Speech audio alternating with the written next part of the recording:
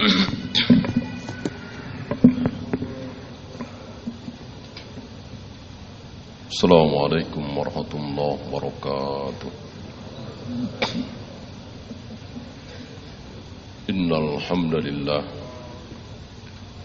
nahmaduhu wa nasta'inuhu wa nastaghfiruh wa na'udzu billahi min shururi anfusina wa min sayyiati a'malina. May yahdihillahu fala mudilla lahu ومن يضلل فلا هادي له أشهد أن لا إله إلا الله وحده لا شريك له وأشهد أن محمدا عبده ورسوله وبعد. أيها الإخوة, salah satu yang sangat berbahaya di dalam ajaran Islam ini adalah syubhat.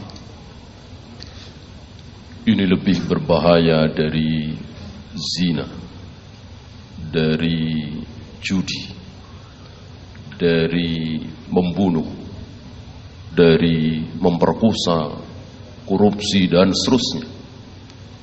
Kenapa? Karena pelaku zina, khamr, judi, membunuh ini disadari oleh pelakunya. Adapun syubhat tidak. Mereka merasa sedang berbuat kebaikan. Mereka merasa sedang melakukan amal soleh. Padahal mereka sedang melakukan sesuatu yang sangat dimurkai oleh Allah. Apa yang menyebabkan Ali bin Abi Thalib terbunuh, Utsman bin Affan terbunuh? Bukan Umar. Umar tidak. Umar mati terbunuh juga, tapi bukan karena syubhat. Utsman dibunuh, Ali dibunuh. Karena apa? Karena syubhat. Bukan karena syahwat. Kalau Umar, iya, karena syahwat. Oleh karena itu, ketika Umar sadar, detik pertama beliau sadar bahwa beliau ada yang membunuh, ada yang menusuk dari belakang, kalimat pertama yang keluar dari mulut Umar apa? Man qatalani muslimun au kafirun. Siapa yang membunuh aku, muslim apa kafir? Ketika dijawab bahwa yang membunuhnya adalah Abu Lu'lu', Majusi, kafir, non-muslim, lega Umar. Alhamdulillahilladzi lam yaj'al qatilani musliman. Segala puji bagi Allah yang tidak menjadikan pembunuhku seorang muslim. Sebab kalau yang membunuh Umar adalah seorang muslim, berarti muncul syubhat. Sudah ada syubhat. Ketika yang membunuh beliau kafir, bukan syubhat. Memang orang kafir begitu. Mana ada orang kafir yang suka dengan beliau, cinta kepada beliau, mana ada. Orang kafir benci kepada Nabi, benci kepada para sahabat. Kalau ada seorang muslim kok benci kepada Umar, benci kepada Abu Bakar, itu dia syubhat. Maka para ulama mengatakan belum ada syubhat ketika tiga manusia ini masih hidup. Belum ada syubhat. Siapa mereka? Pertama Rasulullah alaihi salatu wassalam. Ketika Rasul masih hidup, belum ada syubhat, belum ada aliran sesat. Yang kedua Abu Bakar. Yang ketiga Umar. Umarlah manusia terakhir yang dengan beliau syubhat, yang dengan beliau hidup syubhat belum muncul. Muncul syubhat setelah beliau terbunuh itu. Maka syubhat pertama muncul di zaman siapa? Utsman. Membesar di zaman Ali bin Abi Thalib. Insyaallah nanti kita bahas syubhat pertama apa, syubhat kedua apa, syubhat ketiga apa, syubhat keempat apa, syubhat kelima, keenam, ketujuh, kedelapan, kesembilan, sampai berapa? Sampai berapa? Sampai 72.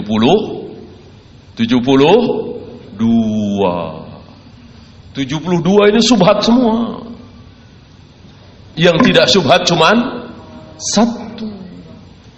Persis sabda Nabi alaihi salatu wassalam, "Sataftariqu ummati ala 73 firqatan."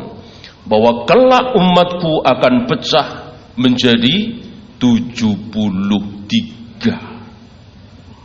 Kulluhum finnar, semua masuk neraka. Illa ta'ifatan wahidatan, kecuali kelompok yang satu kelompok, satu golongan, itu yang masuk surga. Yang 72 masuk neraka.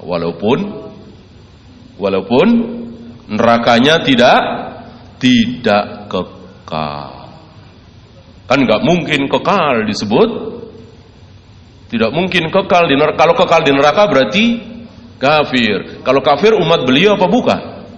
Bukan. Kan beliau mengatakan sataftariqu ummati, umatku akan pecah menjadi 73. Berarti 73 ini semua umat beliau, umat Muhammad sallallahu alaihi wasallam.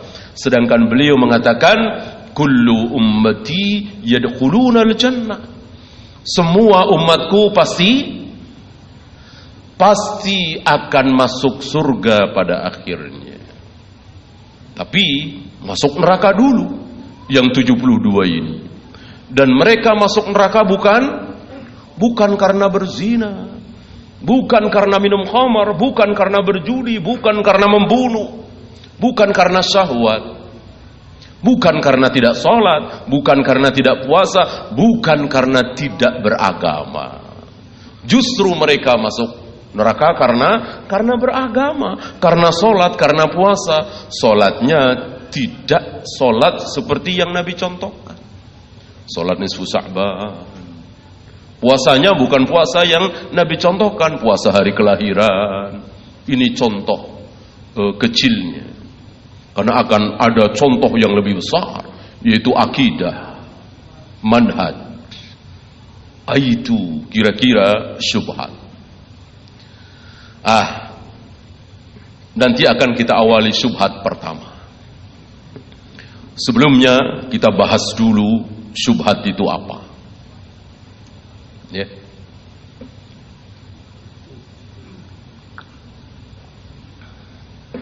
Saya awali dengan apa yang terdapat dalam Suratun Nisa 157 ya. Ketika mengkisahkan pembunuhan, penyaliban Nabi Isa. Mereka menyangka telah membunuh Nabi Isa, telah menyalib Nabi Isa, dan ini dibantah. Siapa yang membantah? Allah dalam Al-Quran. Setelah sekian ratus tahun, walaupun simpang siur,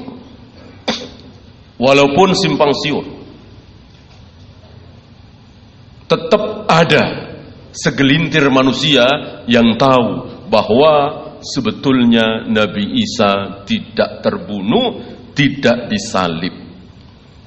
Tapi simpang siur. Apalagi penguasa hari itu kan berpihak kepada yang membunuh dan menyalib Nabi Isa. Ya. Kita tahu khobar itu yang muncul itu kan gimana penguasa. Kan begitu. Nah, simpang siur luar biasa. Selama ratusan tahun. Nah, kesimpang siuran berita ini selesai dengan turunnya ayat tadi. Allah tegaskan, wa ma qataluhu wa ma salabuhu walakin syubbiha lahum.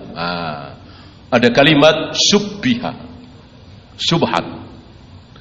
Mereka tidak membunuh Nabi Isa, mereka tidak menyalib Nabi Isa, walakin akan tetapi syubbih, syubhat, disubhatkan atas mereka.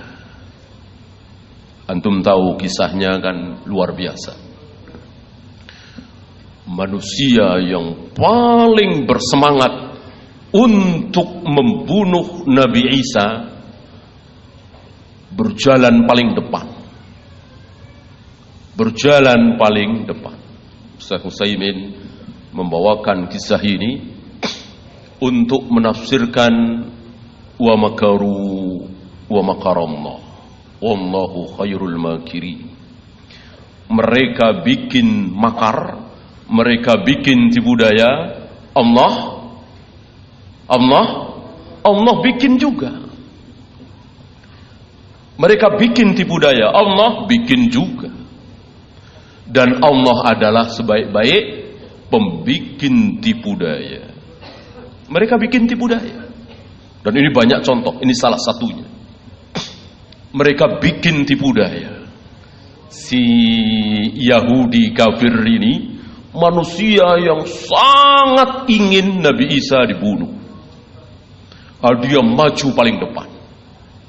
Kan awal syubhat yang beredar di kalangan penguasa Romawi adalah Nabi Isa dan ibunya akan merebut tahta Romawi. Sebuah fitnah keji yang tidak masuk akal. Tidak masuk akal. Orang awam, orang bodoh juga nggak percaya. Siapa Nabi Isa? Siapa ibunya? Miskin. Ya, tidak ada pengaruh.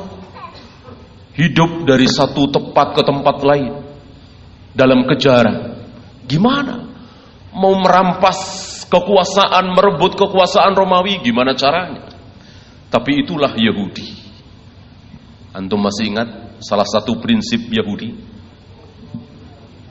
Masih ingat ya? Salah satu prinsip Yahudi adalah ikdzib, ikdzib, ikdzib, ikdzib, ikdzib, tusaddaq.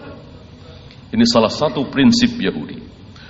Bohonglah, bohonglah, bohonglah, bohonglah. Lama-lama orang percaya. Ini prinsip Yahudi. Luar biasa. Ya. Awal mula sebutkannya bahwa Aisyah berbuat serong, selingkuh dengan Sofwan. Nggak ada yang percaya. Nggak ada yang percaya berita itu. Memang Aisyah berdua di malam yang gelap dengan Sofwan itu. Tentu antum tahu kisah hilangnya tertinggalnya Aisyah, hadisul ifki. Akhirnya sampai ke rombongan Rasul dan para sahabat. Nggak ada yang sudon, nggak dibahas lah. Oh ketinggalan, oh kebetulan ketemu Sofwan, ya sudah. Yahudi ini melemparkan tuduhan. Aisyah selingkuh, Aisyah berzina, Aisyah terus setiap hari. Dan menjadi buah bibir masyarakat. Sampai Nabi saja goyah. Sampai Aisyah dipulangkan ke rumah orang tuanya, ya kan? Walillahilham, wahyu belum putus, turun wahyu dalam surat An-Nur itu menyatakan bahwa Aisyah bersih dari tuduhan. Coba kalau wahyu putus. Begitu juga ini. Maka Yahudi ini melontarkan tuduhan ini, kebohongan ini, terus diteriakkan setiap hari. Persis hari ini. Kebohongan demi kebohongan diteriakkan di berbagai macam media. Maka kalau antum membaca media, televisi, koran, radio dan seluruh termakan itu. Yahudi itu betul-betul luar biasa.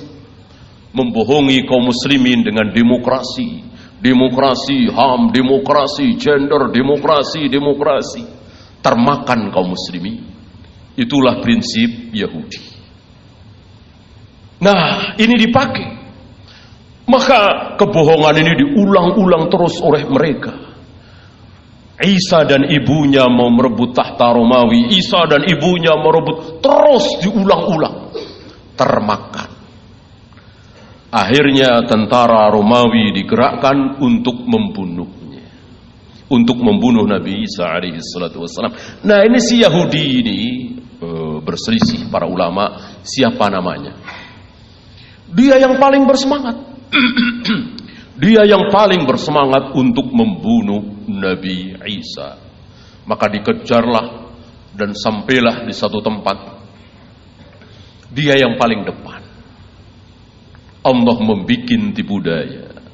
Dia bikin tipu daya, Allah bikin tipu daya. Detik itu Allah apakan Nabi Isa? Allah angkat. Barrafa'ahullah. Allah angkat Nabi Isa ke satu tempat yang hanya Allah yang tahu. Dan kelak entah tahun berapa Allah akan turunkan beliau. Tentu antum tahu bagaimana kisah beliau bersama Imam Mahdi membunuh Dajjal dan seterusnya dan seterusnya. Ya. Nah, ketika Nabi Isa diangkat itu, Allah bikin si Yahudi yang paling bersemangat membunuh Nabi Isa tadi, Allah serupakan dengan Nabi Isa. Mirip sekali. Mirip sekali. Dia paling depan sendirian. Detik itu Allah rubah, kecil bagi Allah. Merubah penampilan dia, tiba-tiba mirip sekali dengan Nabi Isa. Selang 5 menit atau 10 menit atau 15 menit, pasukan Romawi datang. Melihat, ini dia Isa. Ini dia Nabi Isa. Maka dibunuh, kemudian disalib. Ini yang saya maksud. Walakin syubbihalahum. Disubhatkan. Taulah antum apa maksud syubhat dari kaidah bahasa ini? Ya. Salah tapi dianggap benar. Sebaliknya benar dianggap salah, itulah syubhat. Jadi mengetahui sesuatu tapi yang dia ketahui itu salah. Mending seperti itu apa mending tidak tahu sekalian? Jawab. Mending tidak tahu sekalian. Mending tidak tahu sekalian. Bapak tahu? Demi cinta kita kepada Rasulullah, itu mestinya merayakan maulid apa tidak merayakan maulid? Dia jawab, aduh maaf saya nggak tahu itu. Saya nggak tahu. Itu lebih baik. Itu lebih baik daripada merayakan maulid. Itu tanda cinta kita pada Nabi alaihi salatu wassalam. Dengan kita merayakan maulid, ini bahaya.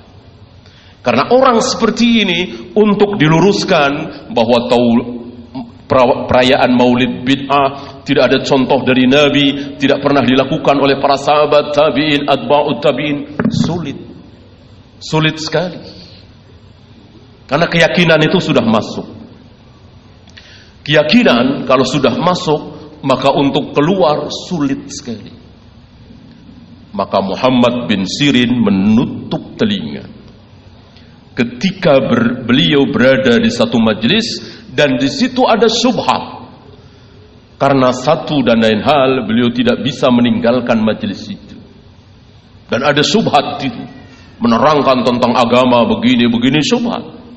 Beliau tutup kedua telinganya. Lihat, seorang tabi'i Muhammad bin Sirin menutup telinga agar selamat dari syubhat. Ini bahaya.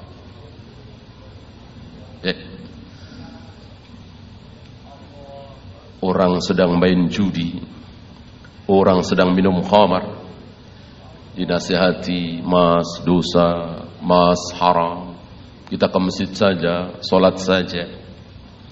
Insya Allah mereka manggut-manggut, mereka mengakui apa yang sedang mereka lakukan, yaitu minum khamar, berjudi, itu dosa.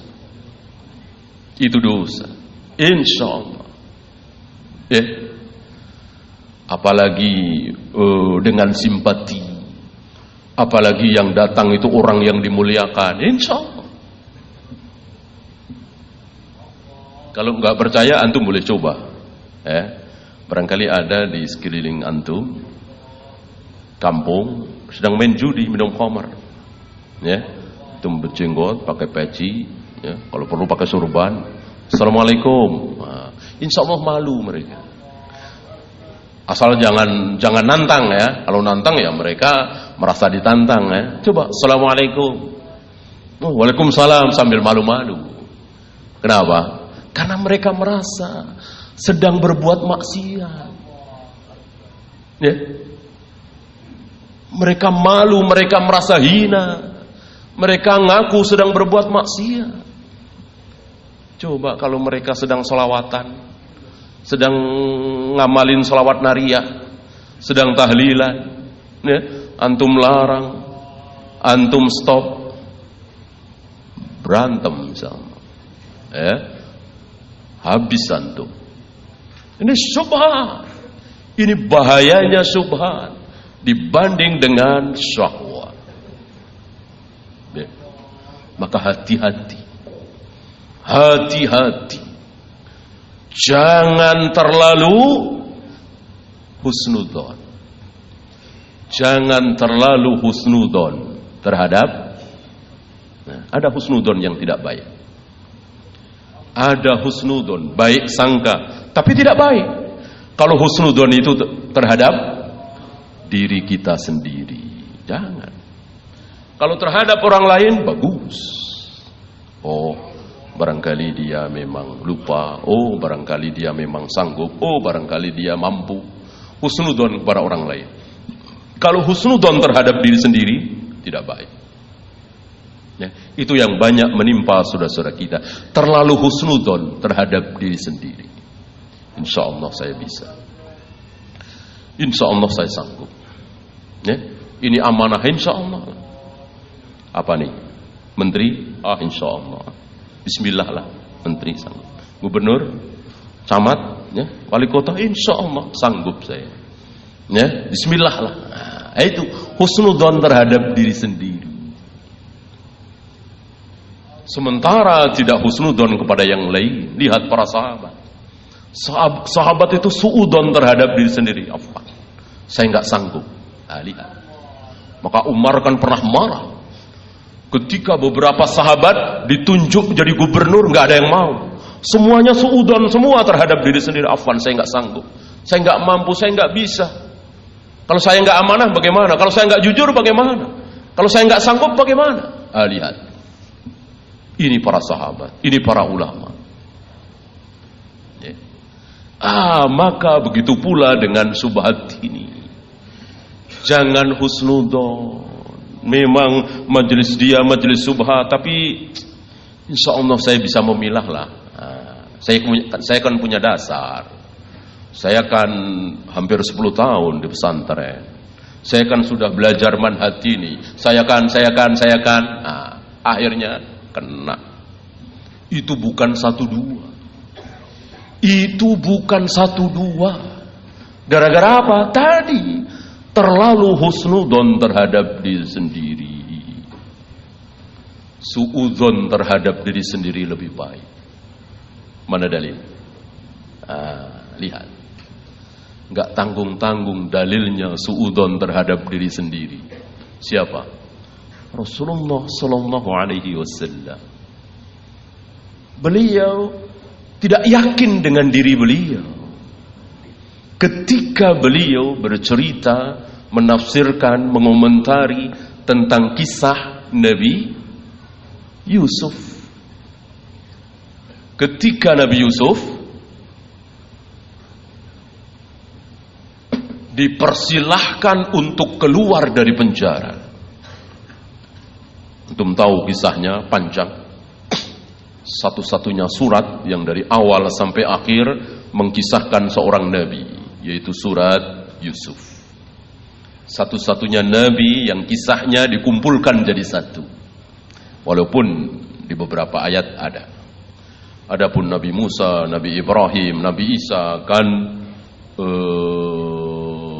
tidak berurutan. Kisah tentang Nabi Yusuf antum bisa lihat berurutan dari mulai beliau mimpi melihat 11 bulan, 11 bintang, berikut bulan dan matahari sujud kepada beliau, sampai beliau dibuang ke sumur, sampai beliau dibeli sebagai budak, sampai beliau ke Mesir, sampai beliau menjadi pejabat tinggi. Nah, di dalam kisah itu beliau dipenjara karena fitnah. Bukan beliau yang berniat buruk, tapi Zulaikha, tapi dituduhkan. Akhirnya beliau dipenjara. Setelah sekian lama di penjara, datang utusan raja mempersilahkan Nabi Yusuf untuk keluar. Ini setelah kisah takwil takbir mimpi itu. Apa jawab Nabi Yusuf? Gak mau. Aku tidak mau keluar dari penjara ini sebelum fitnah itu diselesaikan dulu. Selesaikan dulu fitnah itu, baru aku mau keluar. Mendengar ini, Nabi Muhammad sallallahu alaihi wasallam suudon terhadap diri beliau. Apa kata Rasulullah? Masih ingat? Kalau aku yang jadi Nabi Yusuf, maka barangkali aku sudah keluar. Lihat. Kalau aku yang jadi Nabi Yusuf, mungkin aku sudah keluar. Kan gak enak di penjara. Gak ada penjara enak, tidak ada. Lebih enak di luar. Nabi Yusuf kuat, Nabi Yusuf hebat, Nabi Yusuf sabar, mau bertahan di penjara. Kalau aku, barangkali aku gak kuat. Oh, akhlak Nabi, tawaduknya Nabi, ya, suudon terhadap diri sendiri. Beliau muliakan Nabi Yusuf, padahal jelas beliau jauh lebih mulia dari Nabi Yusuf. Nabi Yusuf bukan Khalilullah, Khalilur Rahman, bukan termasuk ulul azmi. Jauh lebih mulia beliau daripada Nabi Yusuf. Tapi dalam hal ini beliau suudon. Kalau aku yang di penjara, barangkali ada tawaran seperti itu, aku langsung keluar. Kan gak enak di penjara. Ini dia Nabi kita, tidak merasa lebih mulia dari yang lain. Gitu. Ya. Kita sebaliknya. Terlalu husnudzon terhadap diri kita sendiri. Maka ketika kita mendengar saudara kita jatuh dalam zina, jatuh dalam korupsi, jatuh dalam penipuan, kita bilang apa? Membersihkan diri kita. Habis dia sih yang terpilih. Coba kalau saya, aman uang negara. Itu dia. Itu kita husnudzon terhadap diri kita. Ya, ini tidak baik. Lebih baik suudzon. Korupsi dia 1 miliar.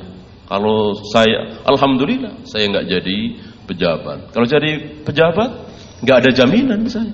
Mungkin 5 miliar, 10 miliar. Alhamdulillah, saya nggak jadi pejabat. Alhamdulillah, aman saya.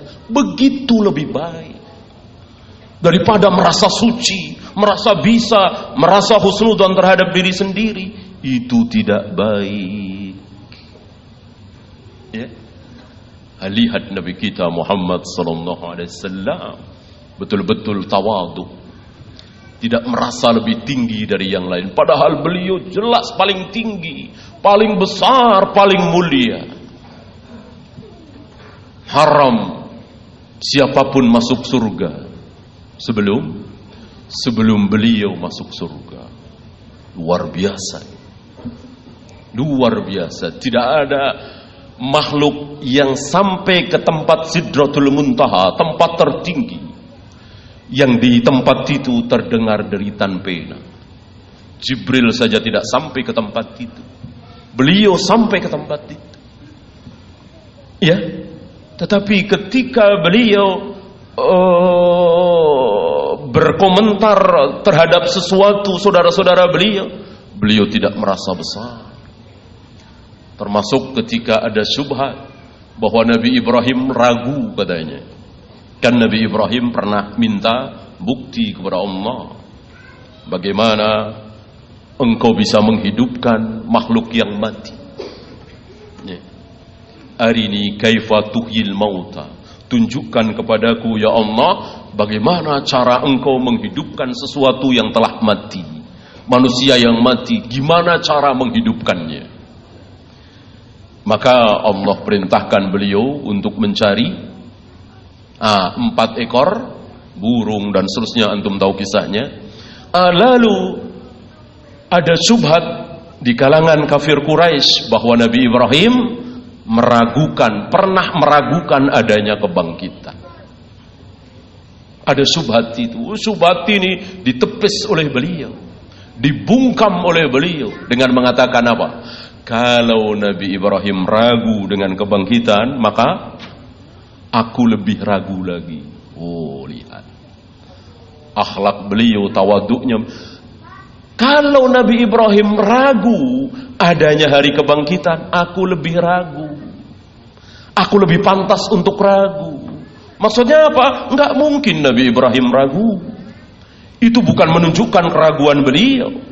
Itu permohonan beliau dan dikabulkan oleh Allah. Inilah Nabi kita. Maka sepantasnya kita suudon terhadap diri kita. Jangan pernah menantang-nantang syubhat. Kalau enggak jelas ini majelis apaan, kalau tidak jelas ini ustadz siapa, lebih baik tidak. Karena agama ini betul-betul berdasarkan ilmu. Ilmu itu adalah agama. Dari siapa kita mengambil agama, kita harus tahu. Antum meragukan satu ucapannya, tinggalkan. Antum ambil ilmu dari seorang ustaz, tauhidnya bagus, rububiyah, uluhiyah, asma wa sifat bagus, sifat salat Nabi bagus, kemudian bagaimana beliau mengajarkan tentang akhlak bagus. Sekali waktu dia mengatakan bahwa siksa kubur itu cuman ruhnya saja, tidak dengan jasad. Sekali dia mengatakan seperti itu, ini bukan main-main, maka tinggalkan. Langkah amannya, tinggalkan. Lebih baik tidak dapat ilmu daripada dapat ilmu tercampur dengan syubhat. Itu yang antum tahu, dia salah. Bahwa siksa kubur itu cuman ruhnya doang, jasadnya tidak. Antum tahu. Yang antum nggak tahu, nanti yang kedua, yang ketiga, yang keempat. Hati-hati. Hati-hati. Sekali antum tahu kesalahan, nggak benar, sudah. Masih banyak yang lain yang bisa antum ambil ilmunya. Karena hari ini kan luar biasa. Yang mengaku sunnah, yang mengaku salaf, yang mengaku sebagai manhaj ahlu sunnah wal jamaah, luar biasa. Maka hati-hati, jangan sampai syubhat itu masuk di kita.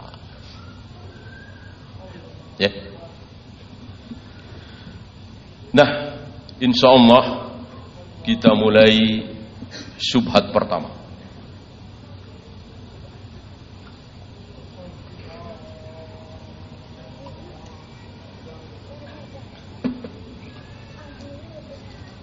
Tentu antum tahu, syubhat pertama yang muncul di tengah-tengah kaum muslimin adalah syubhat apa tadi? Khawarij. Yang sebelum mereka datang, sebelum mereka muncul, Rasul sudah mentahdir. Rasul sudah memperingatkan dengan bahasa, kalau istilah kita, kasar. Karena sifat tahdir begitu. Kasar. Apa? Agar apa? Kok sampai kasar? Agar apa? Agar kaum muslimin selamat dari subhat dia. Maka dibikin kasar. Lebih baik kasar ucapan tentang maksiat daripada halus.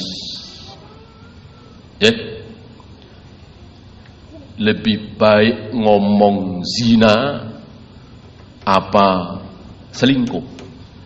Zina. Lebih baik sebut terus terang zina. Agar apa? Agar lari kaum muslim. Kalau selingkuh kan agak ada alus-alusnya gitu ya. Selingkuh. Nanti kurang merinding mendengarnya. Kurang sakit telinganya. Maka sebut zina.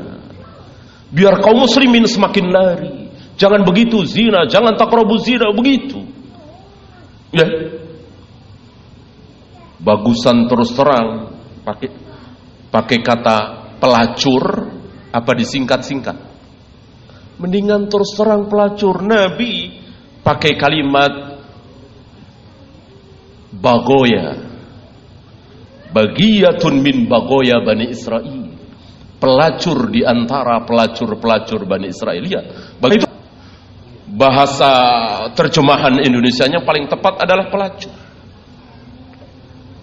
Ya, nggak ada bahasa lain. Sudah katakan pelacur. Lebih bagus daripada disingkat-singkat untuk memperhalus. Bagusan terus terang riba. Apa bunga?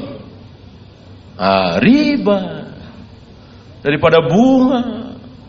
Bunga menipu, mengecoh. Bunga kan wangi, indah, iya kan? Disukai wanita, bunga. Mengecoh ini menipu. Sebut riba. Ya. Di bank Bapak ribanya berapa di sini? Ya. Sebulan ribanya berapa? Mungkin dia nggak riba apa-apaan, bunga itu riba. Nah, biar ngajarin sekalian. Ya, bunga, ribanya ucapkan. Nah, kalau kata-kata riba ini telah banyak sampai ke telinga kaum muslimin, ya tinggal sampaikan. Ya, bahwa dosa riba bertingkat-tingkat. Ada 60 cabang, 60 sekian. Ada yang dosanya besar, sedang, kecil, ada yang paling kecil. Dosa terkecil dari riba seperti apa? Kayak tirrajulu ummahu. Seperti anak yang menzinai ibunya. Bisa dari situ. Sebut dulu riba. Gitu ya. Dan begitulah cara mentahdir. Ucapannya jelas, kasar tadi. Maka Nabi mengucapkan kalimat yang tegas. Istilah kita kasar, istilah saya kasar. Apa? Anjing. Apa enggak kasar anjing? Ya, Nabi bilang anjing, jamaknya kilab. Ya, kalbun kan, jamaknya apa? Kilabun. Nabi bilang kilabu linnar, anjing-anjing penghuni neraka. Apa enggak kasar itu? Dalam rangka apa? Dalam rangka agar para sahabat itu ngeri, menjauh. Jadi melihat tanda-tandanya saja kabur, lari, selamat. Coba kalau diperhalus ini bisa menipu. Dan antum tahu yang suka memperhalus istilah maksiat itu siapa? Yang suka memperhalus istilah maksiat adalah ahli maksiat sendiri. Iya. Coba di komplek pelacuran ada kata-kata pelacur nggak? Nggak ada. Nih, ada pelacur baru nih. Nggak ada, saya kira nggak ada. Nggak ada begitu. Ya, apalah, ada barang barulah, ada ayam barulah, itu dia. Ya, ada apalah ya, dibikin bagus. Nggak mungkin bilang pelacur nih, ya. Pelacur baru nih, nggak ada. Nggak ada seperti itu, diperhalus oleh mereka pelaku maksiat. Yang terus terang dengan bahasa yang lugas, tegas, kasar itu justru orang-orang taat. Diawali oleh Nabi SAW, zina dibilang zina, riba dibilang riba, pelacur dibilang pelacur. Mereka nggak bilang zina. Nggak ada mereka para pelacur ini. Udah lama nggak zina nih, nggak ada begitu. Apalah, ya ini itu banyak istilahnya. Jangan begitu. Lihat Nabi SAW. Anjing dibilang anjing, neraka dibilang neraka, kilabu ahlin nar. Agar apa? Agar subhat itu diketahui oleh kaum muslimin. Agar tidak menjadi subhat lagi, agar terang benderang. Maka Nabi mengatakan dengan istilah kilabu ahlin nar. Dan mereka belum ada, belum pada lahir barangkali. Ketika Nabi menyebut-nyebut tentang Khawarij, mereka belum pada lahir, mungkin masih bayi. Ya. Kan Abu Bakar 2 tahun, Umar 10 tahun, 12 tahun. Kemudian Utsman ya 8 tahun. Ya, kira-kira mereka pas lahir atau masih bayi.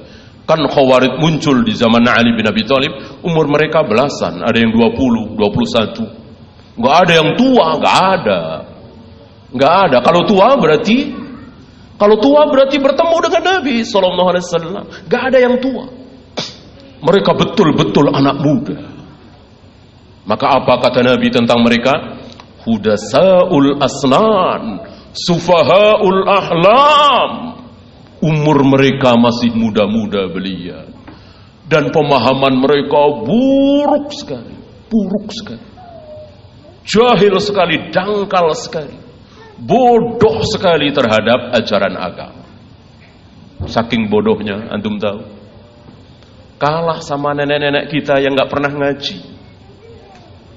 Nenek-nenek kita nggak pernah ngaji, tahu kalau selesai haid mengkodok sholat apa tidak?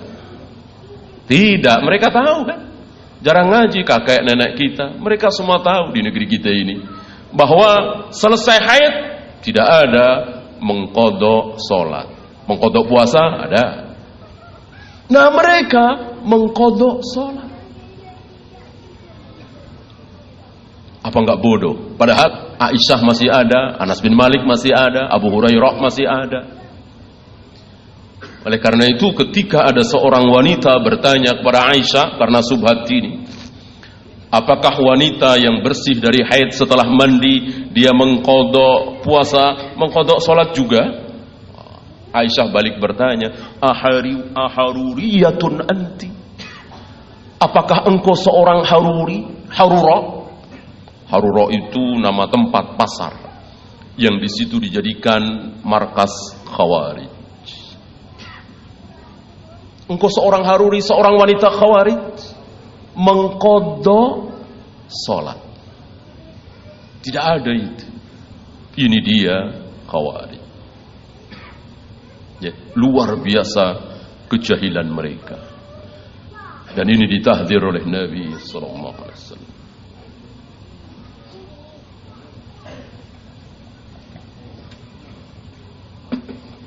Apa syubhat besar Khawarij? Nanti akan kita bahas. Syubhat besar Qadariyah, syubhat besar Rafidah, syubhat besar Jahmiyah. Masuk di dalamnya nanti Mu'tazilah, Asy'ariyah, Maturidiyah. Ya. Yang pada akhirnya 72. Kan kita tidak tahu apakah 72 itu sudah muncul semua atau baru muncul sebagian. Kita tidak tahu. Ya. Nah, kita kembali ke syubhat Khawarij. Apa syubhat Khawarij terbesar ini? Syubhat besar yang ada pada diri Khawarij adalah mengkafirkan pelaku dosa besar. Pezina, penjudi, pemabuk, kafir. Ini syubhat Khawarij. Berangkat dari mana? Berangkat dari ayat. Jadi jangan dikira bahwa firqah dolal, aliran-aliran sesat itu tanpa dalil, tanpa ayat, tanpa hadis. Enggak. Mereka pakai ayat, mereka pakai hadis. Itu. Mereka berdalil. Dalilnya benar, ayat mana ada yang salah, mana ada yang dhaif. Kalau hadis kan ada yang dhaif, ayat tidak ada yang dhaif. Semua ayat mutawatir. Tapi mereka salah dalam beristidlal. Dalilnya benar, istidlalnya salah. Maka para ulama mengatakan ni'mat dalil wa bi'sal istidlal. Dalilnya benar, sahih, yang salah istidlalnya. Maka tidak mentang-mentang bawa ayat, tidak mentang-mentang bawa hadis pasti benar. Tidak. Antum tahu saudara-saudara kita yang zikir berjamaah beramai-ramai dipimpin oleh satu orang pakai ayat apa tidak? Pakai. Ada dalilnya? Ada. Fazkurullaha dzikran katsira. Berzikirlah dengan zikir yang banyak. Banyak dikira banyak orangnya, rame-rame. Ada dalil. Gitu. Bahkan yang tidak sholat lagi ada ayatnya. Wa'bud rabbaka hatta ya'tiyakal yakin. Sembahlah Rabbmu, sembahlah Allah sampai datang keyakinan kepada dirimu, sampai yakin. Berarti kita menyembah Allah, sholat itu ada batasnya. Kapan? Yakin. Kalau sudah yakin, tidak wajib lagi sholat, tidak wajib lagi puasa. Mereka lupa dengan istidlal Nabi.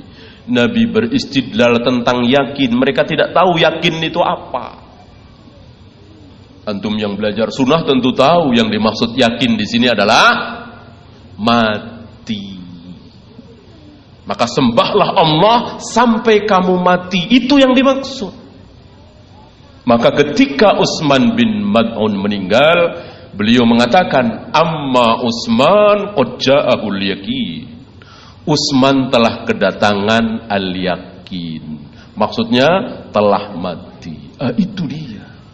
Harus dengan ilmu, harus dengan sunnah, harus dengan pemahaman para sahabat. Tidak bisa satu ayat dimaknai sendiri, satu ayat difahami sendiri. Itu khawarij. Berangkat dari mana? Berangkat dari sebuah ayat. Wa man lam yahkum bima anzalallah faulaika humul kafirun. Barang siapa yang tidak berhukum dengan hukum Allah, maka dia kafir.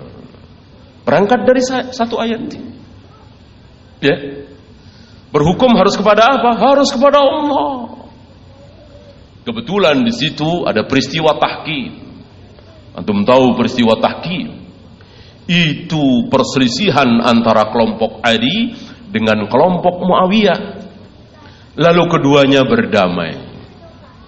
Nah, ketika mereka berdamai itu, mereka berhukum kepada siapa?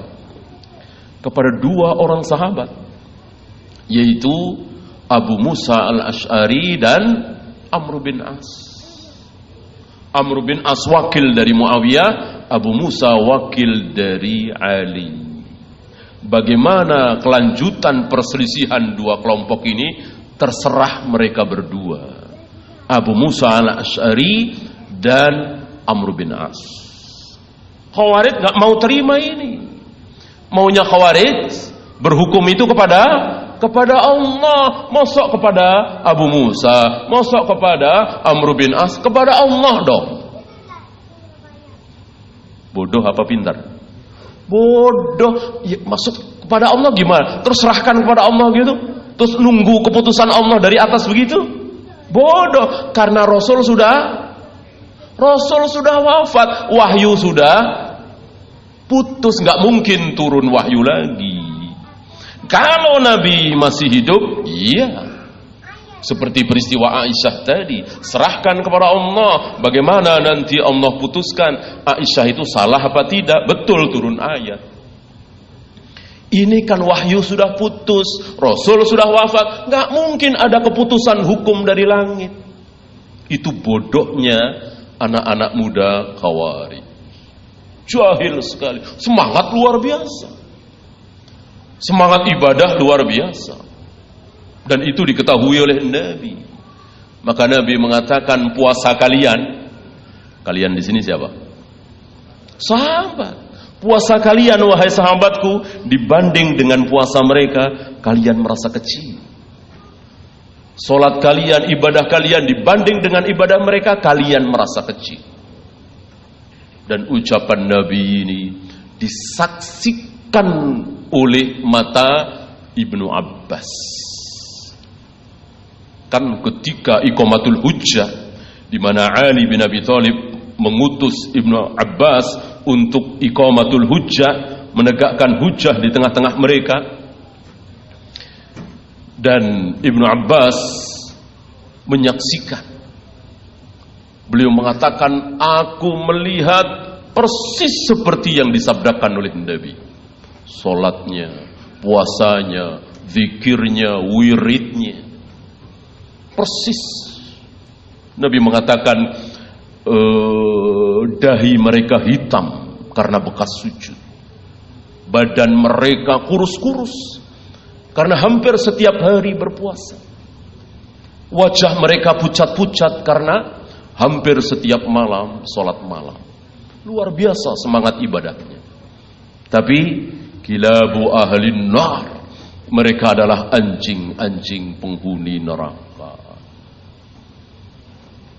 Kalimat pertama yang keluar dari Ibnu Abbas ketika menjumpai mereka adalah salam.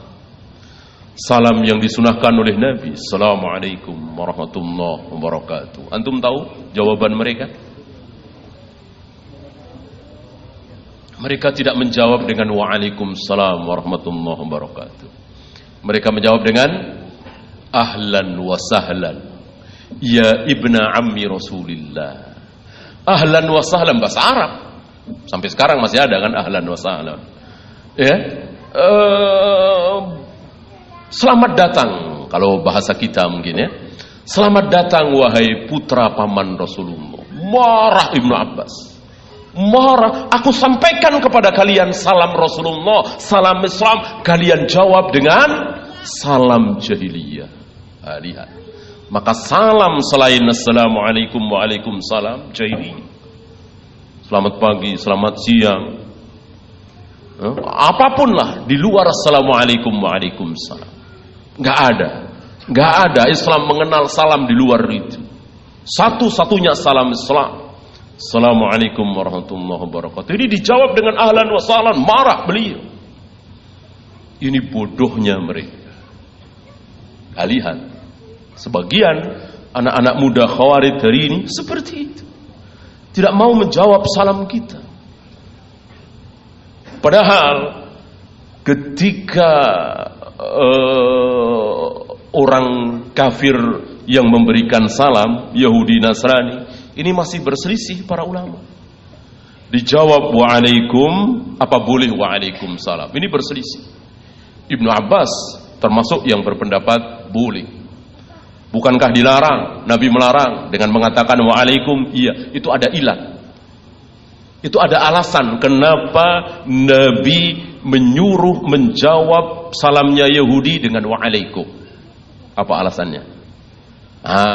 Karena Yahudi ngasih salam kepada para sahabat diplesetkan. Yahudi memberikan salam kepada kaum muslimin, Rasul dan para sahabat, itu bukan assalamualaikum tapi assalamualaikum, diplesetkan. Asam itu mati, binasa. Berarti kan nyumpai. Bukan assalamualaikum, salam bagi kalian, bukan, diplesetkan. Maka Nabi nyuruh para sahabat jawab waalaikum. Kamu juga, kamu mati juga gitu. Tapi ya halus ya, waalaikum. Nah, sesuatu yang ada ilatnya, ketika ilat itu hilang, maka hukum itu hilang. Lihat, Yahudi Nasrani masih boleh. Ini Muslim, sesama Muslim. Ini dahsyatnya syubhat Khawarij. Ya, luar biasa. Tapi antum harus tahu, seburuk-buruk syubhat Khawarij, sedahsyat-dahsyat syubhat Khawarij, masih lebih dahsyat syubhat berikutnya. Karena syubhat itu makin lama makin ringan apa makin berat? Makin berat. Makin berat. Ya. Khawarij yang luar biasa dikatakan anjing penghuni neraka, itu belum berbicara tentang Allah, belum membahas tentang wajah Allah, tangan Allah, bersemayamnya Allah di arsy, belum bahas. Artinya ya mereka mengikuti Al-Quran dan Sunnah. Karena mereka nggak bahas kan berarti ngikutin apa kata Al-Quran. Kan Al-Quran bertebaran di situ. Ya, ma mana'aka anta sudah lima khalaqtu biyadayya, bahwa aku telah menciptakan Adam dengan kedua tanganku, aku akan menggulung langit dengan tangan kananku, wassamawatu matwiyatum biyamini, langit-langit itu akan digulung oleh Allah dengan tangan kanannya. Aku bersemayam di arsy, aku turun ke langit dunia setiap sepertiga malam. Itu kan bertebaran di ayat-ayat Al-Quran. Oleh orang-orang Khawarij belum dibahas. Artinya mereka setuju. Pembahasan Khawarij sebatas manusia, permasalahan manusia, bukan permasalahan Allah Rabbul Alamin. Oleh karena itu, ketika Ali bin Abi Thalib ditanya, ya Amirul Mukminin, ini selesai Ali bin Abi Thalib membantai mereka, memerangi mereka. Kan setelah iqamatul hujjah Ibnu Abbas, jadi kira-kira 2/3 dari mereka bertaubat. Ini luar biasa ilmu. Dan begitulah para ulama menghilangkan syubhat. Salah satu tugas para ulama, salah satu kebaikan para ulama itu apa? Menghilangkan syubhat. Menghilangkan syubhat. Menghilangkan syubhat. Berarti membahas apa? Ilmu. Coba kalau ulama itu asal ceramah, asal ngaji, yang dibahas sedekah, birrul walidain, hati bersih, sholat berjamaah di masjid. Kapan syubhat itu akan hilang? Kalau yang dibahas itu terus. Dan ini tidak menyangkut tentang syubhat. Gak ada kaum muslimin yang terkena syubhat bahwa birrul walidain itu gak baik, sholat berjamaah di masjid itu gak baik, sedekah itu gak baik. Gak ada. Gak ada. Gak ada syubhat seperti itu, gak ada. Yang ada tentang muludan, tentang tahlilan, tentang kuburan keramat, tentang syekh-syekh wali-wali yang sudah mati, dan seterusnya dan seterusnya. Itu mestinya dibahas. Jangan berkutat di situ. Tentu ini pembahasan yang tidak salah, tetapi menjadi salah ketika habis waktu untuk itu. Habis waktu untuk membahas sedekah, ekonomi Islam, persatuan Islam, sementara tidak membahas syubhat. Lihat Ibnu Abbas. Dengan kalimat yang keluar dari mulut beliau, enggak tanggung-tanggung, 2/3 dari mereka bertaubat. Jumlah yang sangat banyak. Kenapa? Karena yang keluar dari mulut Ibnu Abbas ilmu. Maka mereka tidak bisa berbuat apa-apa. Taubat. Tinggal 1/3. Sebagian riwayat mengatakan sekitar 3.000 atau 2.000 sampai 3.000. Ya. Ini yang diperangi oleh Ali bin Abi Thalib. Habis mereka tinggal kira-kira 11 orang. Dan mereka lari entah kemana, menyembunyikan dirinya dan menyembunyikan syubhatnya. Tapi mereka tidak diam. Mereka punya teman, mereka punya anak, mereka punya istri, dan terus diberikan syubhat itu. Dan terus ada lagi, sampai hari ini. Sampai nanti di akhir zaman mereka akan mengikuti siapa? Mengikuti Dajjal. Antum bisa bayangkan.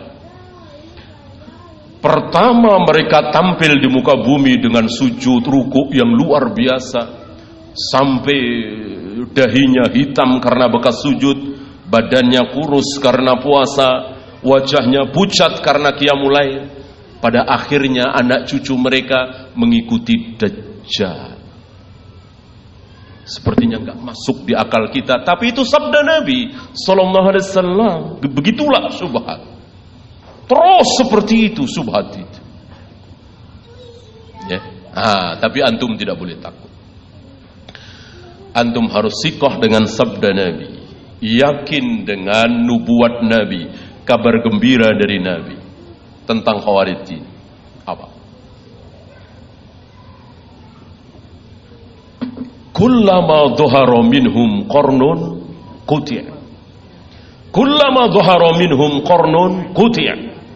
Kullama dhahara minhum qarnun quti'a, diulang-ulang oleh Nabi. Apa? Ketika setiap kali mereka tampil di permukaan, serang.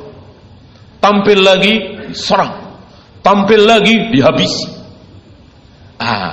Dari sabda Nabi ini kita boleh berharap dan harus yakin bahwa mereka tidak akan pernah menang. Pasti ada, entah ahlu sunnah, entah orang kafir, entah siapapun yang akan menghabisi mereka. Janji Allah lewat lisan Nabi SAW. Ya. Maka sepanjang zaman kan belum pernah ada. Antum pernah dengar Khawarij berkuasa di muka bumi ini? Belum pernah. Rafidah jelas ada. Asy'ariyah luar biasa di zaman Syekhul Islam. Maturidiyah, iya, Jahmiyah. Adapun Khawarij belum ada. Belum pernah ada satu masa di mana Khawarij menguasai sebuah pemerintahan. Loh, bagaimana ISIS? Tidak, kan belum. Masih terus berseteru. Iya kan? Belum, nggak bisa dikatakan sudah berkuasa. Kan masih diserang, masih begini, masih begitu. Dan kita harus yakin dengan sabda Nabi alaihi salatu wassalam.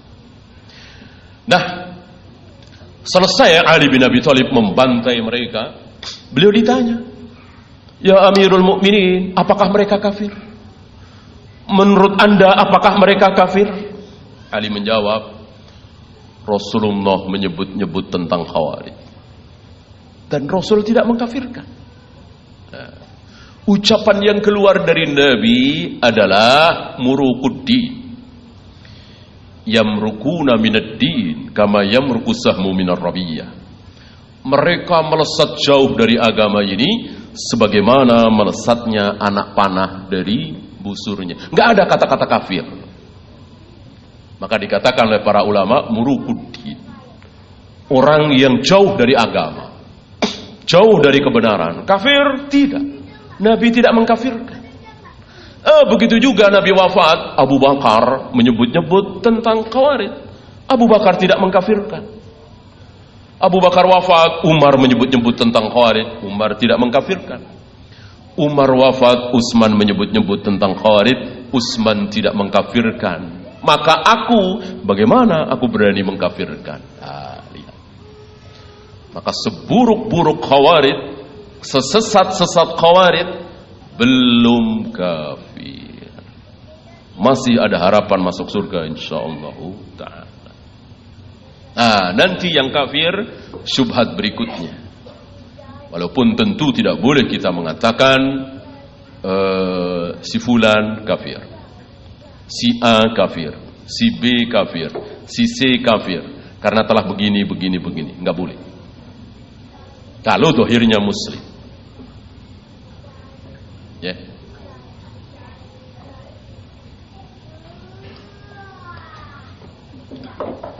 Ya, mungkin syubhat berikutnya kita bahas di kesempatan berikutnya.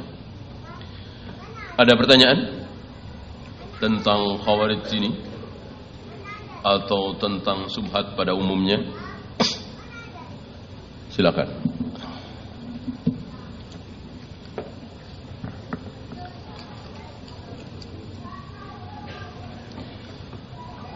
Apakah dari 72 golongan tersebut masuk surga, sedang yang menyimpang, walaupun yang menyimpang akidahnya Nanti akan kita bahas ya.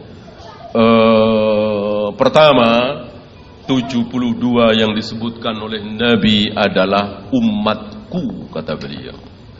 Umatku berarti seluruh umat beliau pasti masuk surga. Kullu ummati yadkhulunal jannah. Setiap umatku pasti akan masuk surga. Loh, bagaimana kalau penyimpangan itu dalam hal akidah? Iya, tidak mentang-mentang menyimpang dalam hal akidah pasti kafir. Tidak. Ya.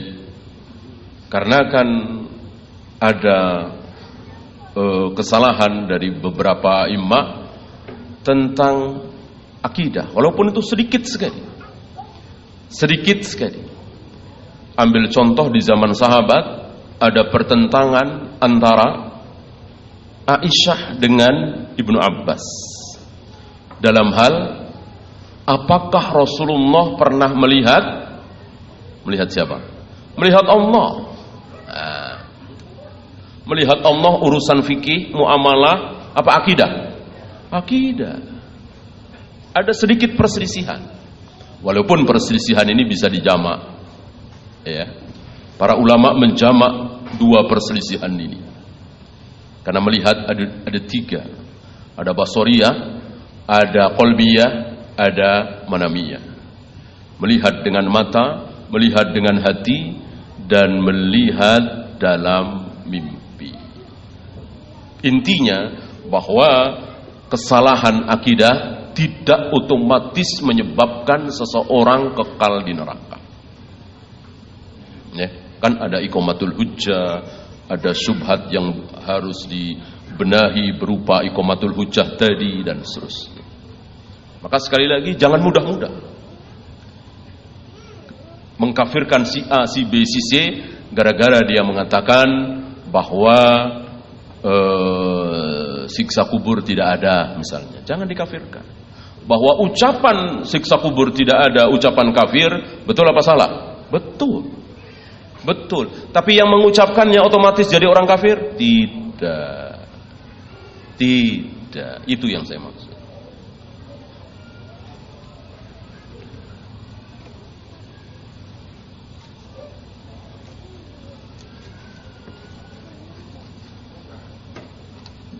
Apakah termasuk subhat yang harus ditinggalkan ketika ada yang meyakini bahwa jika si penista agama terpilih lagi menjadi gubernur, beliau meyakini kalau si penista agama terpilih lagi, apa maksudnya? Dia meyakini nggak akan terpilih. Ya nggak boleh, ini rajman bil ghaib. Hanya Allah yang tahu. Tidak boleh. Tentu kita semua sepakat berdoa jangan sampai. Tapi kan Allah yang menentukan. Iya kan? Allah yang menentukan. Tidak boleh memastikan. Ya. Tentu kita semua berharap, berdoa. Dan insya Allah pasti ada hikmahnya apapun yang terjadi. Ya, tapi memastikan tidak boleh.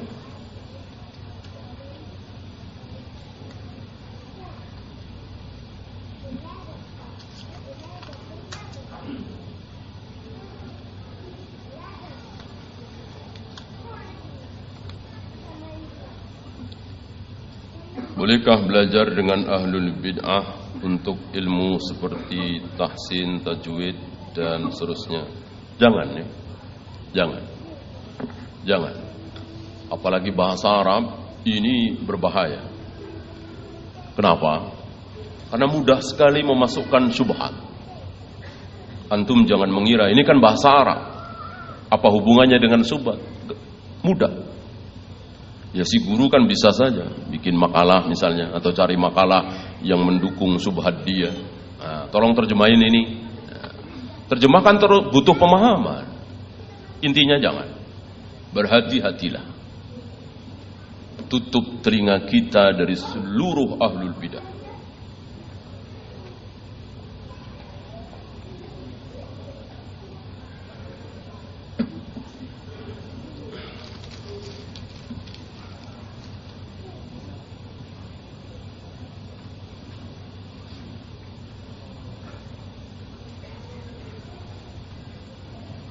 Apakah pengertian uli amri?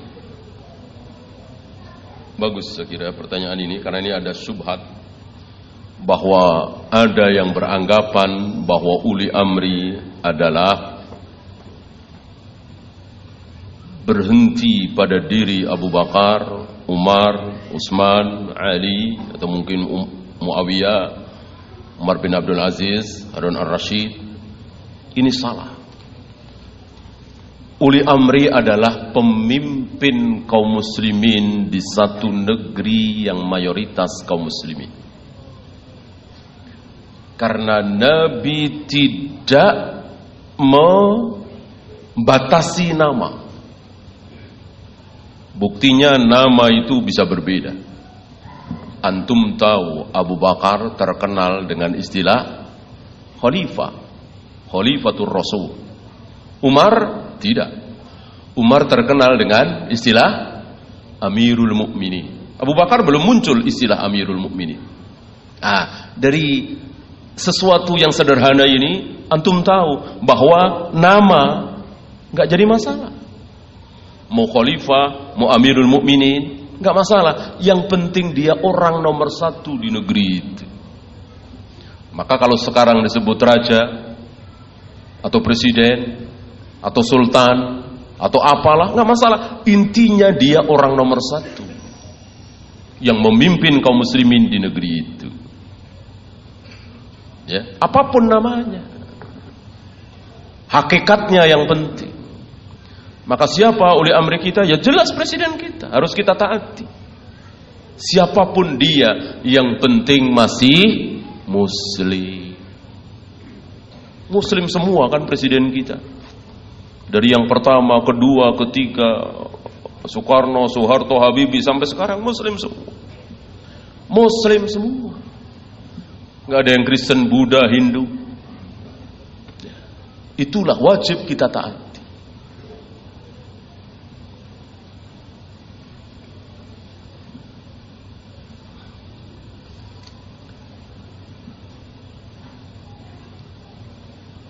Bagaimana dengan majlis yang suka mengkafirkan Saudi? Tinggalkan, ya. Mau mengkafirkan apapun, tentu mereka mengkafirkan kaum muslimin. Majlis-majlis khawarij takfiri itu yang dikafirkan selalu kaum muslimin. Gitu. Yang jelas-jelas kafir malah tidak dikafirkan. Diam maksudnya. Ya. Jarang kita dengar dari mulut mereka Amerika kafir, Jepang kafir gitu. Padahal jelas-jelas kafir, nggak dikafirkan. Yang dikafirkan Indonesia, Malaysia, Saudi gitu. Yang jelas-jelas kafir nggak dikafirkan. Beda dengan Ahlus Sunnah. Ahlus Sunnah mengatakan Indonesia ini negara Islam, Malaysia negara Islam, Saudi negara Islam, Jepang negara kafir, Amerika negara kafir, Jerman, Jepang, Inggris, Prancis negara kafir. Ini Ahlus Sunnah. Betul-betul berada di dalam keadilan. Amerika tidak. Persis sabda Nabi. Yang diserang selalu kaum muslimin. Nabi mengatakan, yaqtulunal ahlal Islam wa yatrukuna ahlal awthan. Khawarij itu akan membunuh sesama muslim, membiarkan orang-orang kafir. Lihat, yang mati di BEJ waktu itu, di Marriott waktu itu, kebanyakan muslim. Yang dibunuh di sana Syria sana, muslim. Gitu. Bom-bom, kebanyakan muslim yang mati. Yang diserang polisi, ya muslim. Yang jelas-jelas kafir, menghina Al-Quran, malah didiemin. Nah, coba kalau mereka pintar dikit, ya kan? Nah, ini proyek nih, kan udah jelas. Kenapa daripada bunuh sono, kok Syria ke sono, kan udah jelas di depan mata. Kalau pakai cara mereka ya, kan udah jelas ini. Mencaci maki ayat Al-Quran, ya, mereka nggak kepikir ke situ, ditutup oleh Allah. Padahal kalau mereka mau cerdas kan udah jelas sekali itu, ya. Apalagi kemarin tinggal dipeluk aja ya kan, pakai bom ya kan. Nah, nggak pikiran ke situ. Ya, udah jelas-jelas kafir. Sodaqah Rasulullah sallallahu alaihi wasallam. Antum jangan main-main dengan sabda Nabi. Ini sabda Nabi. Bahwa Khawarij itu yang diserang kita kaum muslimin, yang dikafir-kafirkan kita kaum muslimin Saudi. Subhanallah. Berapa uang Saudi di negeri-negeri Islam? Sekolah-sekolah Islam luar biasa, negeri yang sunnah banyak ulama. Ya kalau Saudi dikafirkan gimana kita? Udah kafir semua kita ini. Nggak ada sisanya. Itulah takfiri. Itulah Khawarij. Habis. Sementara yang jelas-jelas kafir didiamkan. Nah itu dia. Maka yang dibunuh Ali bin Abi Thalib, Amr bin As, Muawiyah. Tiga-tiganya itu mau dibunuh. Dua gagal, satu yang berhasil. Itulah Khawarij dari dulu sampai hari ini. Ya sampai akhir zaman nanti. Mereka mengikuti Dajjal, bukan mengikuti Nabi Isa.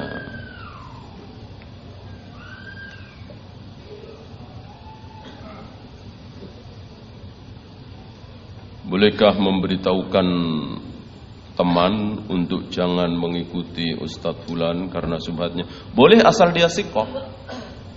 Kalau dia tidak sikoh ya berantem sendiri, ya kan? Jangan sama Ustadz itu. Oh kata siapa? Nah, berantem sendiri kan? Kecuali dia sikoh. Adik antum, murid antum, istri antum, anak antum. Kan rata-rata anak istri sikoh sama kita, ya kan? Kalau nggak sikoh ya buat apa? Malah jadi berantem.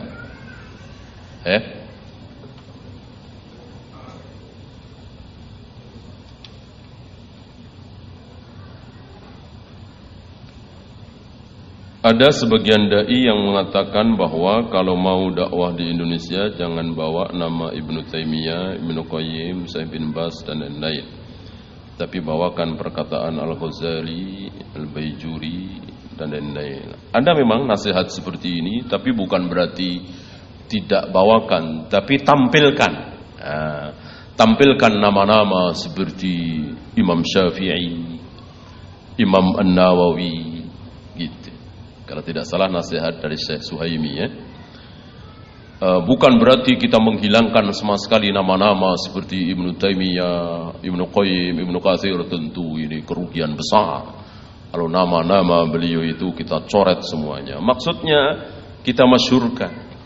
Inilah akidah Imam Syafi'i. Kan ada kitab akidah Imam Syafi'i, ya kan? Bisa untuk melembutkan hati saudara-saudara kita. Karena ternyata kita cinta kepada Imam Syafi'i. Kita satu manhaj dengan Imam Syafi'i. Kita satu akidah dengan Imam Syafi'i. Secara ilmiah. Bukan secara kebodohan. Kalau secara kebodohan, apa yang terjadi pada diri mereka? Bodoh sekali mereka. Mereka mengatakan Imam Syafi'i itu apa? Asy'ariyah. Ini kan ketawa antum mendengar ini Imam Syafi'i itu Asy'ariyah. Imam Syafi'i hidup kapan? Abu Hasan Al-Asy'ari kapan? Ya kan? Kan jauh. Abu Hasan Al-Asy'ari itu setelah Imam Ahmad. Kan ada salah satu ucapan beliau, aku rujuk, aku mengikuti akidahnya Imam Ahmad bin Hanbal. Padahal Imam Ahmad apanya Imam Syafi'i? Muridnya jauh. Bagaimana Imam Syafi'i Asy'ariyah? Jauh sekali. Gitu. Sama dengan subhat Wahabi. Kan dari Syekh Muhammad bin Abdul Wahab. Nah, mereka membabi buta. Ibnu Taimiyah itu Wahabi. Aneh sekali. Wah, Muhammad bin Abdul Wahab kapan? Ibnu Taimiyah kapan? Ya. Sama dengan kisah yang sering beredar. Katanya kalau Imam Syafi'i berkunjung di tempat Imam Hanafi, Imam Syafi'i yang biasanya kunut subuh nggak pakai kunut subuh, menghormati Imam Hanafi. Sebaliknya, Imam Hanafi kalau berkunjung ke tempat Imam Syafi'i yang biasanya tidak kunut subuh, menghormati Imam Syafi'i. Ya, padahal apa yang terjadi? Ya. Ketika di tahun Imam Hanafi wafat, Imam Syafi'i lahir. Ya. Kapan ketemunya? Kapan ketemunya?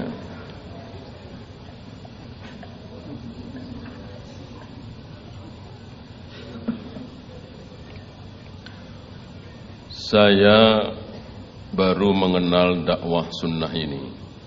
Bagaimana cara membedakan hal-hal syubhat? Ini yang sedang kita pelajari ini, ya. Enggak bisa diterangkan sekalimat dua kalimat.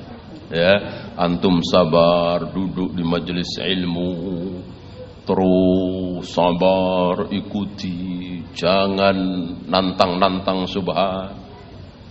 Ya. Insya Allah nanti antum akan faham. Ya. Kalau antum mendapatkan cuma satu, ya udah satu itu. Antum mendapatkan dua, tiga, ya udah tiga itu. Tidak harus semua yang mentang-mentang pakai innalhamdalillah, pakai jenggot, cingkrang. Wow, berarti salaf nih. Ya, nggak bisa seperti itu. Ya. 15 tahun yang lalu, 20 tahun yang lalu mungkin ya. 15 tahun yang lalu mungkin. Asal ada ustaz pakai innalhamdalillah, cingkrang, jenggot, bahas bid'ah, insya Allah. Sekarang tidak bisa. Sekarang tidak bisa. Antum tahu, khawarid dia. Mengkafir-kafirkan penguasa dia, menjelek-jelekkan penguasa. Tetapi berjenggot, cingkrang, pakai innalhamdalillah, pakai sifat salat Nabi, hati-hati. Harus hati-hati.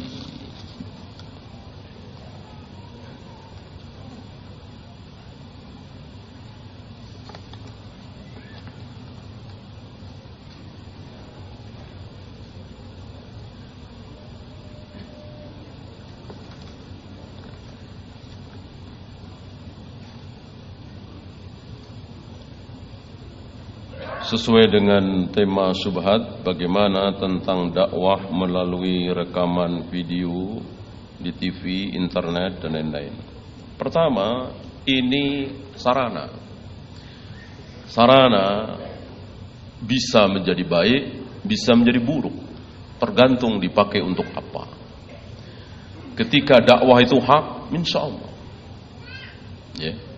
Sampai hari ini kita belum pernah dengar ada seorang alim, ulama yang mengharamkan video.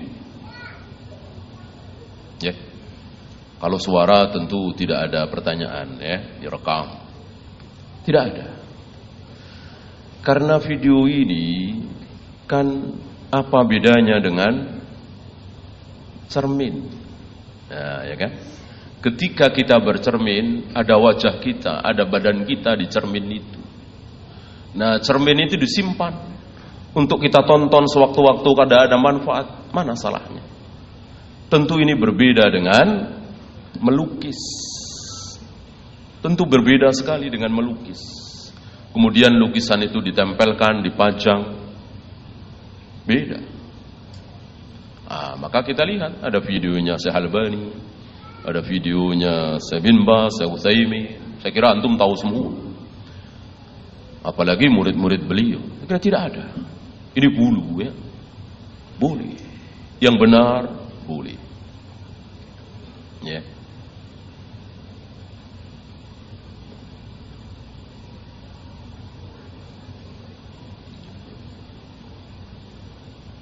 Bagaimana tentang foto? Apakah benar ulama yang membolehkan foto juga mengharamkan menyimpan foto? Saya kira untuk menyimpan tidak, ya, tapi memajang. Memajang. Mana dalil? Hurdeng. Nabi pulang ke rumah dan marah melihat hurdeng Aisyah yang dipasang oleh Aisyah, ada gambar hewan. Nabi marah. Lalu diapakan oleh Aisyah? Hurdeng itu diambil, dijadikan bantalan, diduduki. Ya, bahkan masih ada, tidak dibuang. Berarti yang haram adalah dipajang. Gordeng jelas dipajang kan? Kalau tidak dipajang, boleh. Tersimpan di handphone kita misalnya, tersimpan di album, barangkali ada keperluan satu saat, apalagi untuk paspor, KTP, dan seterusnya. Yang tidak boleh dipajang. Nah, kalau dipajang saya kira sepakat para imam, haram. Foto, lukisan, sulit membedakan antara foto dengan lukisan, ya kan? Maka intinya jangan dipajang. Apalagi untuk dakwah, janganlah. Cukup namanya saja. Ya, dakwah yang hak ini, dakwah yang baik ini jangan kita campur dengan sesuatu yang dosa. Wallahu a'lam. Ya, itu saja. Mudah-mudahan ada manfaatnya. Kita akhiri. Subhanakallahumma bihamdika asyhadu an la ilaha illa anta astaghfiruka wa atubu ilaik. Assalamualaikum warahmatullahi wabarakatuh.